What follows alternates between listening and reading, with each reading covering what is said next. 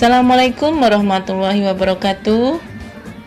Bagaimana nih kabarnya anak-anak ibu?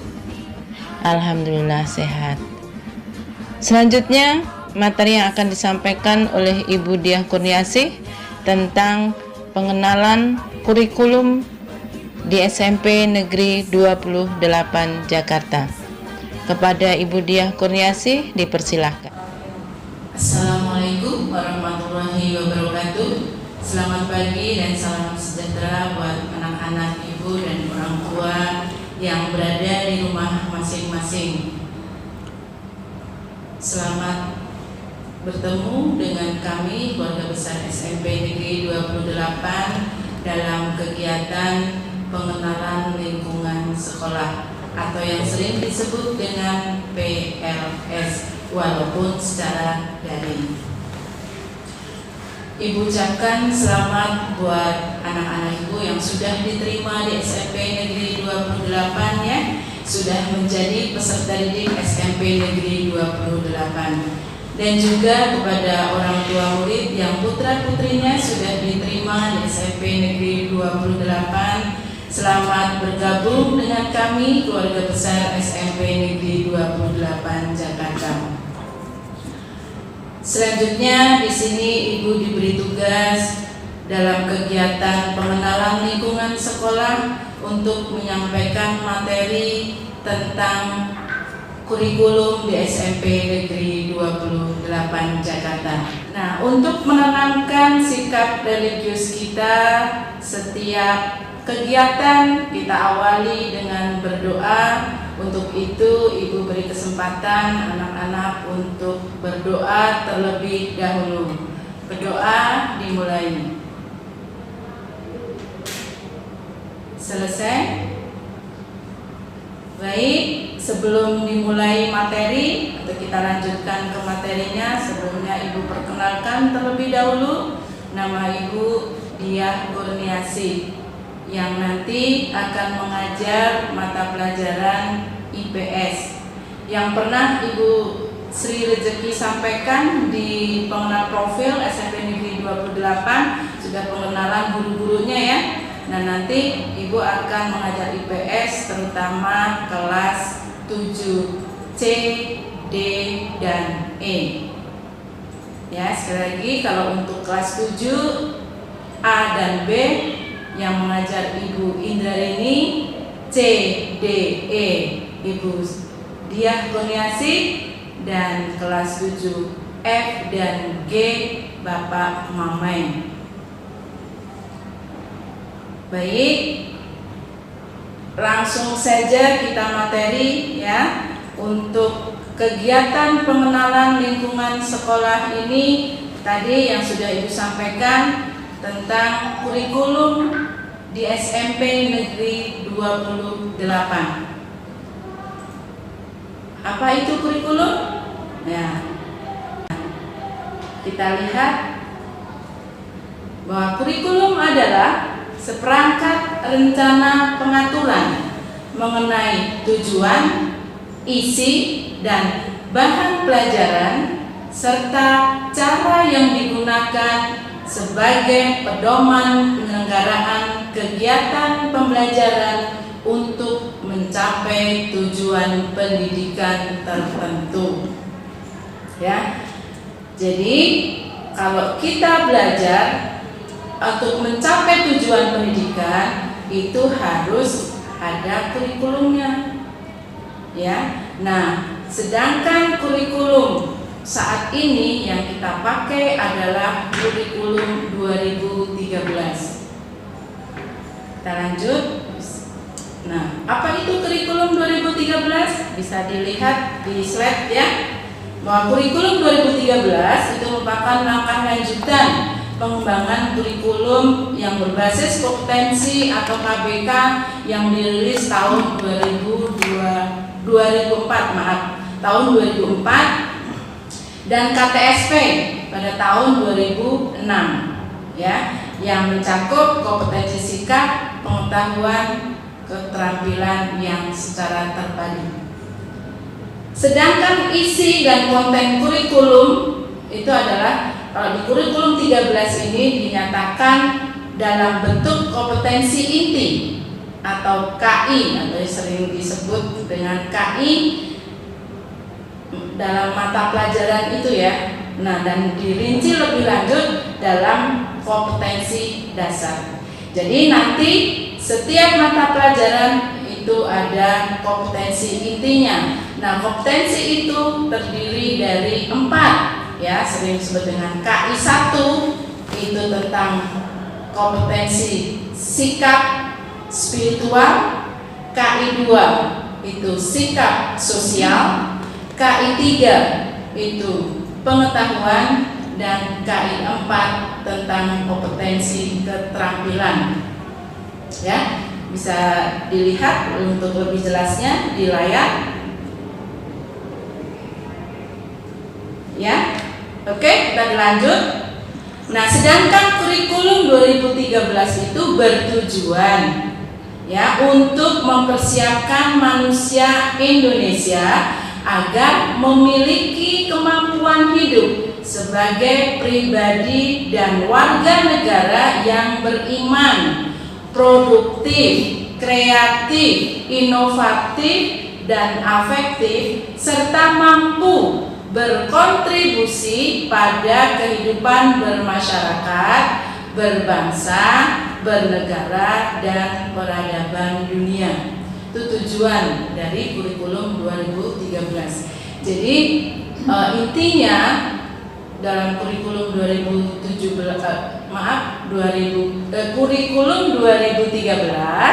itu diharapkan nanti peserta didik itu mampu ya atau mempunyai sikap yang terutama itu yang berproduktif, yang inovatif dan kreatif gitu ya, yang mempunyai wawasan yang luas ya, apalagi sekarang dituntut atau belajar dalam abad 21 ya, jangan sampai kita ketinggalan dengan IT gitu ya.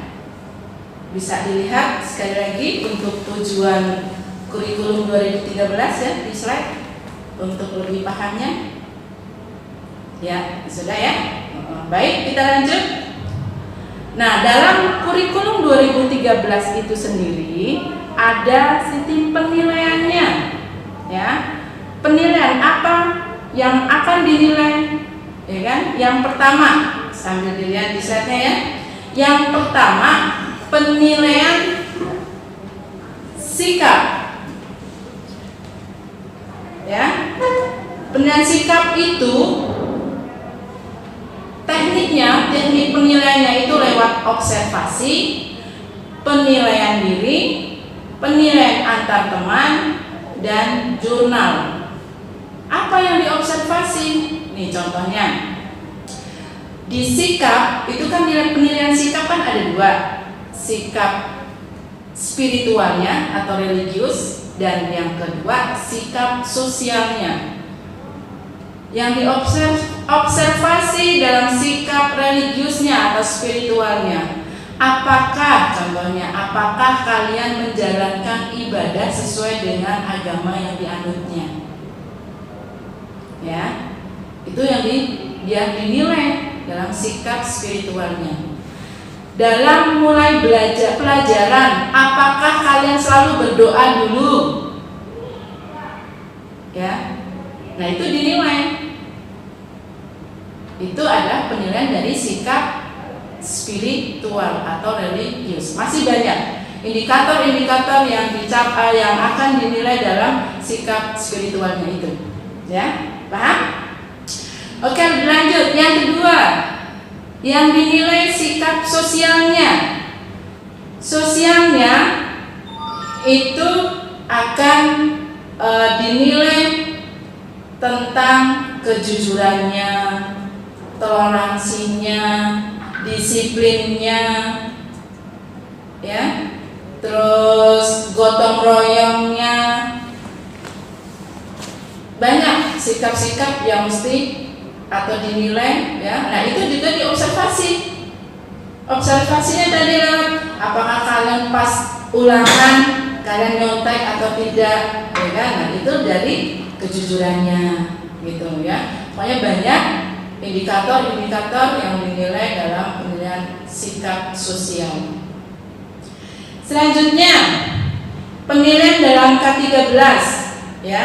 Kalau tadi yang sudah disampaikan ada KI 3 ya. KI 3 itu berupa pengetahuannya. Pengetahuannya di sini dalam tes pengetahuannya itu bisa berupa tes tertulis, bisa tes lisan, bisa juga melalui penugasan. Nah, selama kalian sudah belajar, sudah mengikuti pelajaran, mau dites nih, sampai di mana kemampuan kalian dalam mengikuti belajarnya, ya. Makanya diadakan penilaian harian, ya. Penilaian harian itu bisa tadi yang Ibu sampaikan, bisa secara tertulis, bisa secara lisan, bisa juga lewat penugasan. Nah, itu tergantung dari Bapak Ibu guru yang mengajar, ya. Itu dalam penilaian kurikulum 2013 yang penilaian tentang pengetahuan. Selain penilaian harian, juga bisa atau ada juga penilaian tengah semester. Ya, kalau sudah mengikuti pelajaran beberapa bulan itu ada kalau dulu ya, kalau dalam KTSW UTS, nah kalau sekarang PTS. Ya, penilaian tengah semester juga bisa tertulis, juga lisan gitu. Selanjutnya selain PTS ada PAS atau penilaian akhir semester, atau kalau di semester 2 untuk kenaikan kelas juga bisa disebut dengan UKK atau ulangan kenaikan kelas gitu ya. Nah, itu adalah penilaian dalam K13 atau dalam kurikulum 13, terutama dalam pengetahuannya, ya. Selanjutnya masih dalam penilaian, apa saja tadi yang dinilai? Nah, itu yang sekarang adalah penilaian keterampilannya, ya. Setelah bisa, kalau kalian sudah mengikuti pelajaran, sudah sampai kompetensinya, ya kan, akan diuji sampai di mana keterampilannya. Nah, dalam penilaian keterampilan ini ya berupa proyek, berupa produk, bisa berupa praktek, ya kan. Kalau produk misalnya kalau pelajaran IPS dalam keterampilannya berupa produk, itu kalian bisa kalian membuat peta, ya kan, secara baik peta yang dari dari kertas yang dihancurkan itu juga bisa itu dibuat peta, ya kan, sampai di mana kalian untuk membuat atau menghasilkan sesuatu ya sesuai dengan mata pelajaran yang diberikan oleh Bapak Ibu guru. Ya, itu adalah dalam penilaian keterampilan. Ya, nah, itu adalah tadi sekali lagi bisa dilihat ya dalam slide penilaian dalam kurikulum 13. Dan semuanya itu nanti kalian akan dipraktekkan, akan kalian jalani setelah selesai mengikuti PLS ini. Kan hari Kamisnya kan belajar, meskipun sekarang masih dalam keadaan atau dalam COVID, jadi masih belajar secara jarak jauh, tapi tetap dengan mengacu pada kurikulum yang ada, ya. Jadi ini yang Ibu sampaikan ini nanti akan dipraktekkan atau akan digunakan, ya. Baik, lanjut ya. Nah, dalam kurikulum 13 struktur mata pelajarannya, kalian kemarin kan di SD, agak sedikit berbeda di SMP itu, ya. Bisa kalian lihat slide-nya, mata pelajaran apa saja yang ada di SMP yang akan nanti kalian pelajari selama di tingkat SMP. Nah, pelajarannya itu ada 10 ya, sekali lagi bisa dilihat ya di slide-nya. Pelajarannya ada 10 yang terbagi dalam 2 kelompok ya, kelompok A dan kelompok B. Kelompok A yang terdiri dari pendidikan agama dan budi pekerti, yang kedua pendidikan kewarganegaraan, yang ketiga bahasa Indonesia, keempat matematika, 5 ilmu pengetahuan alam, 6 ilmu pengetahuan sosial atau IPS. Yang ketujuh bahasa Inggris, itu dalam kelompok A. Nah, kelompok B itu sendiri yang terdiri dari seni budaya, pendidikan, jasmani, olahraga, dan kesehatan. Yang ketiga ada prakarya. Bisa dilihat alokasi waktu belajar per minggunya setiap mata pelajaran, ya. Bisa dilihat di slide ya. Untuk agama 3, untuk PKN 3, untuk bahasa Indonesia 6, untuk matematika 5, untuk IPA 5, untuk IPS 4, untuk bahasa Inggris 4, untuk seni budaya 3, untuk PJOK 3 juga, untuk prakarya 2. Ya, itu waktu atau alokasi waktu per mata pelajaran dalam per minggu. Ya.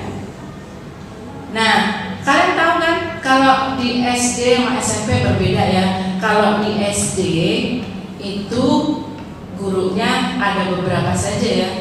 Nah, kalau di SMP gurunya setiap mata pelajaran gurunya berbeda-beda, gitu ya. Nah, itu perbedaannya SD dan SMP dalam pelajarannya. Tapi kalau di SD kan sama, matematika ada, agama ada, bahasa Indonesia ada, ya. Tapi gurunya biasanya satu kan, guru kelasnya kan, guru kelas itu yang ngajar matematika, yang bahasa Indonesia, ya, yang PPKN, gitu. Nah, kalau di SMP tidak. SMP itu gurunya satu-satu, yang ngajar agama, yang PPKN, gitu, dan seterusnya ya. Nah, itu perbedaannya di SD dan SMP. Nah, kalian kan kemarin kan sudah diperkenalkan ya oleh Ibu Sri Rezeki, sekali lagi guru-guru yang mengajar nanti kalian ya selama di SMP Negeri 28. Baik, kita lanjut. Kalian bisa lihat slide-nya ya. Kriteria kenaikan kelas. Sambil dilihat, sambil Ibu sebutin ya satu persatu. Yang pertama, nilai tidak tuntas atau kurang dari KKM itu tidak boleh lebih dari 2 mata pelajaran. Ibu tanya dulu, mata pelajaran tadi ada berapa? Ada 10, iya. Nah, dari 10 mata pelajaran itu tidak boleh lebih dari 2 mata pelajaran yang tidak tuntas. Kalau 2 masih bisa dianggap naik. Ya, kalau udah 3, 4, 5 dan seterusnya itu tidak naik. Itu syarat yang pertama.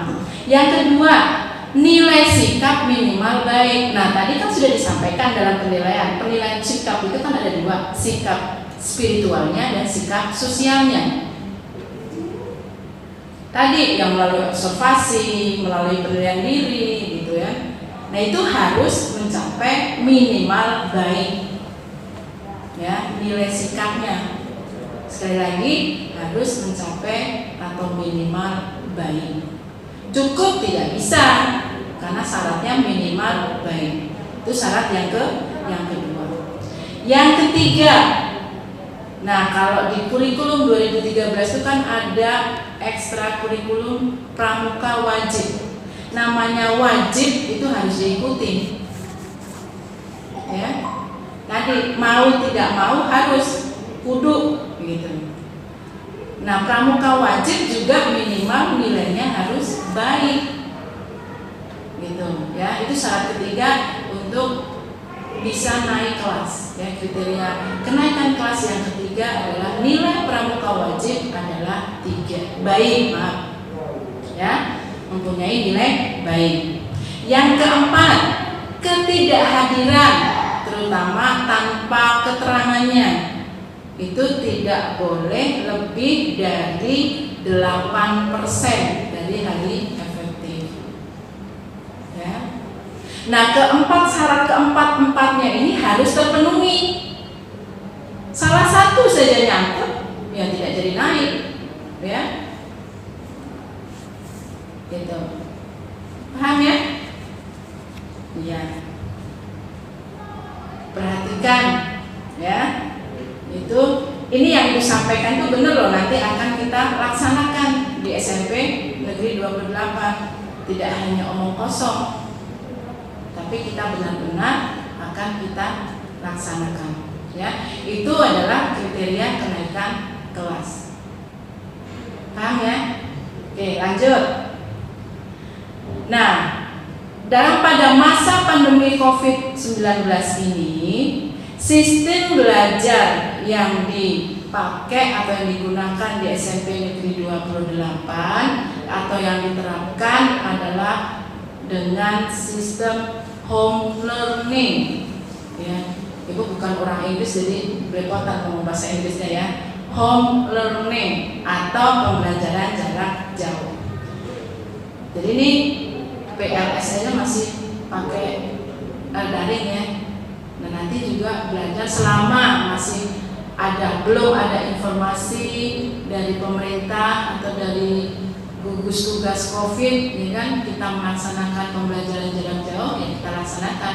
Nah, itu benar-benar kita sekolah tapi kita di rumah. Tapi tetap juga namanya sekolah ya harus ikutin aturan yang ada di SMP Negeri 28. Ikutin kurikulum yang ada, gitu ya. Ya. Sistem belajarnya masih dengan menggunakan sistem home learning atau pembelajaran jarak jauh. Jadi ini mungkin buat bunda-bundanya atau bapak-bapaknya yang mendampingi anak-anaknya untuk selanjutnya siapkan saja kuota yang banyak Bapak Ibu. Ya kan, karena kita masih belajar dengan sistem pembelajaran jarak jauh. Ya. Nah, waktu belajarnya dari pukul 6.30 atau setengah 7 ya, dimulai belajar. Nanti kalau sudah mulai jangan sampai ada yang bangun siangan ya, setengah 7. Kayak biasa seperti kalau tatap muka juga kan setengah 7 masuk. Nah, ini juga sama meskipun dari rumah, tapi tetap kita waktu belajarnya sama dengan tatap muka, mulai belajar 6.30. Tapi 6.30 itu diawali dulu dengan pembiasaan yang sudah dilakukan di SMP Negeri 28, itu ada tadarus dan bacaan Asmaul Husna. Di rumah nanti dilakukan seperti itu setiap harinya sebelum mulai belajar. Ya. Itu. Nah, nanti selama ini untuk jadwal selanjutnya akan disampaikan oleh wali kelas masing-masing setelah hari ini kan hari Rabu ya, hari Rabu berarti terakhir dalam kegiatan PLS. Nanti hari Kamisnya sudah belajar PJJ. Nah, jadwalnya akan disampaikan oleh wali kelas masing-masing ya. Nah, dalam PJJ atau home learning ini, media yang bisa digunakan, kebetulan nih pengalaman sebelumnya kalian di SD ya. Nah, kita SMP 28 kemarin, Bapak Ibu guru yang mengajar di SMP Negeri 28, media yang digunakan yang pertama bisa dengan WA group ya. Kalian sudah masuk WA group kelas ya, yang 7A sudah ada wali kelasnya ya. Yang kedua bisa dengan Google Classroom ya. Yang ketiga dengan Google Form. Ada juga yang menggunakan bisa bertemu atau bisa melihat wajahnya itu dengan Zoom meeting ya. Ini bagi yang sudah mendownload ya, nanti bisa menggunakan Zoom meeting. Kalian nanti bisa bertemu, satu kelas bisa bertemu, tapi lewat daring ya, tapi bisa melihat wajahnya. Yang kelima juga bisa nih sama kayak Zoom meeting dengan Google Meet ya. Ini juga bisa bertemu atau melihat wajahnya satu persatu nanti satu kelas, bisa melihat wajah dari Bapak Ibu guru yang mengajar. Sambil juga bisa interaksi, bisa ngobrol-ngobrol, bisa tanya jawab, bisa menjawab soal, bisa tanya, Bu, saya kurang jelas, gitu. Ya, jadi langsung dijawab. Ya di WA juga bisa, cuma di WA kan tidak bisa bicara, cuma WA kan WA tuh tulisan. Ada juga Bapak Ibu guru kita juga yang mengajar pakai jitsi.org.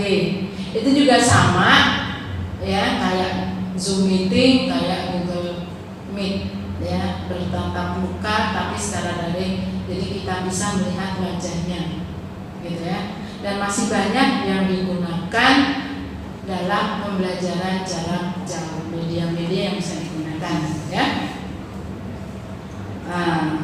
Oke, itulah ya pengenalan kurikulum di SMP Negeri 28 ya. Baik, itu saja yang bisa Ibu sampaikan ya. Mudah-mudahan apa yang Ibu sampaikan tadi kalian bisa mengerti. Kalau belum paham, belum mengerti, bisa ditanyakan oleh Bapak Ibu guru yang ada di SMP Negeri 28 Jakarta. Terima kasih atas perhatiannya. Ibu ucapkan wabillahi taufiq wal hidayah. Assalamualaikum